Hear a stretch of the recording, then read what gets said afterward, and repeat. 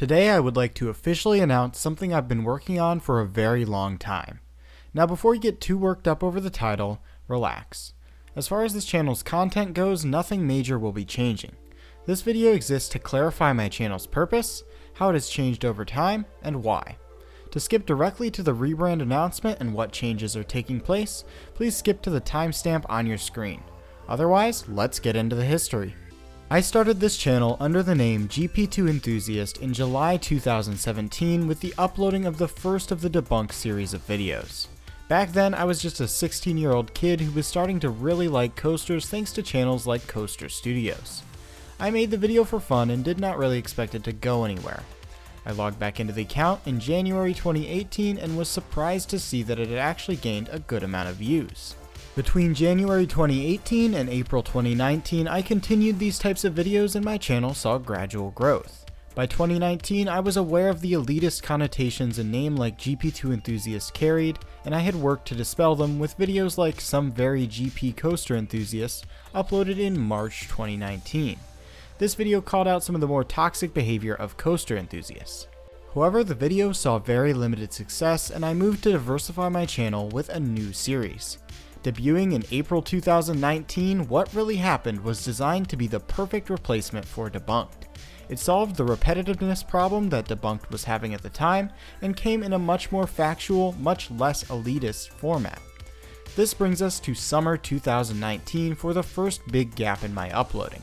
This summer would be full of formative events that would change how I viewed myself and the community. In June 2019, I started work for the first time at Cedar Point as a ride operator at Gemini. I learned a lot from being in that environment and it really changed how I viewed the enthusiast community.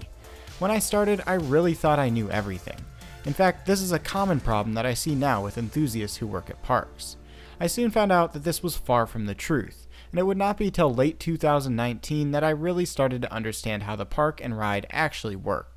So if anyone from 2019 Gemini crew is watching, thanks for putting up with me. You guys were great. But while that experience was overall positive, my interactions with another person at Cedar Point most definitely were not. That June, I was a young 18-year-old away from home for the first time. No friends, unfamiliar place, limited resources. One person tried to exploit this in me and many other employees in 2018 and 2019. Ryan Flam, or Sentinel Parks and Attractions as he is known on most social media platforms, and please do not go to his pages, he does not deserve the traffic, and the point of this video is not to spam Ryan with hate, but rather to ensure no one in this community interacts with him. Ryan talked to me often in 2019. Whenever I was in the park as a guest, he would try and find me and talk to me. Whenever I was working and he was off, he would ride Gemini just to see me. It soon got to the point where he started asking to get dinner with me and do other things outside the park. I started to get a little creeped out by this and refused every time. Ryan would always ride Steel Vengeance for the last ride of the night because he was a thuzy just like me. So this actually caused me to start marathoning Magnum instead of Steel Vengeance to avoid him. I had already liked the ride to begin with, but this definitely contributed to me being so obsessed with the ride like I am today.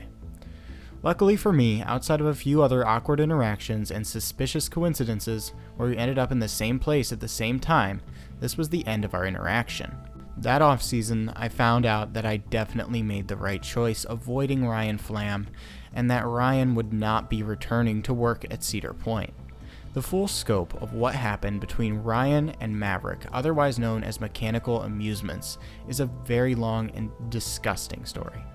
I strongly advise you go to Maverick's Instagram page, Mechanical Amusements, linked below, and read the archive story that describes exactly what happened.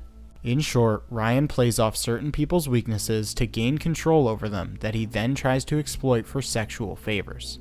But again, I strongly recommend that you read Maverick's archived Instagram story that explains everything that happened between him and Ryan Flam. Today, Ryan Flam is still active on his YouTube channel and other accounts, and his tactics are still being used on unsuspecting members of the coaster community.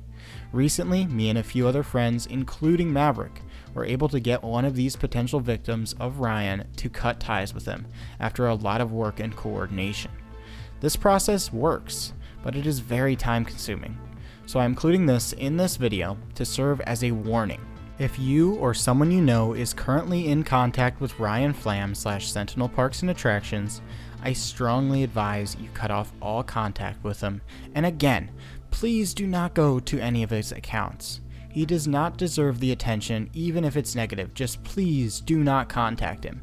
Do not go to his channel or any other pages. Just cut ties with him if you have them, and warn your friends who may be in contact with Ryan. Just like to quickly mention that even though the events I just described did take place at Cedar Point bears no blame, and they handle the situation very professionally, and the views that I've expressed in this video do not necessarily reflect those of Cedar Point or Cedar Fair. Alright, tough part of the script over, let's move on to some more positive things. This whole ordeal showed me the worst in the coaster community, and by December 2019, I was done with it. I unceremoniously uploaded the final episode of Debunked and continued to produce What Really Happened as its replacement. My channel name remained in place, though I started quietly contemplating a rebrand. 2020 was a very important year for me at Cedar Point, and I grew a lot as a person. At the end of the season, I decided that GP2 Enthusiast had too much of a negative connotation and that it did not send the right message as to what my channel is about. That is why today my channel officially becomes Coaster College. I know it'll take some time to get used to this change, but it's very important that I disassociate myself from the larger community, specifically the part of the community that enjoys using terms like GP unironically. For those unaware, GP is a coaster enthusiast abbreviation for general public. It is generally used in a derogatory way to describe someone that's not as obsessed with coasters as they are. As far as video content goes, not too much will be changing. Series I now disagree with, like Debunked, have long been cancelled and have had many of their videos unlisted. My two main series, What Really Happened and Flat Ride of the Week, have proven to be extremely successful, and I'm very happy with them. I'm working on a few new series that look more into what I'm really interested in with regard to coasters these days: ride operations. Those new series could appear in the next few months. That leads me to my upload schedule. Haha, just kidding, I don't make any promises. I'm much busier this spring compared to last year for reasons that should be obvious, but I'll see what I can do. Currently, I am scheduled to start at Cedar Point on April 26th as the team lead at Magnum XL 200. After this date, uploads will stall once again. However, I plan on restarting uploading regularly after Cedar Point goes to weekend-only operation this year in late summer or early fall. I hope that clears things up and helps you understand why I'm making these changes. If you have any questions, I will try to respond to all questions posted in the comments below. Thanks for watching, and I hope to see you next time.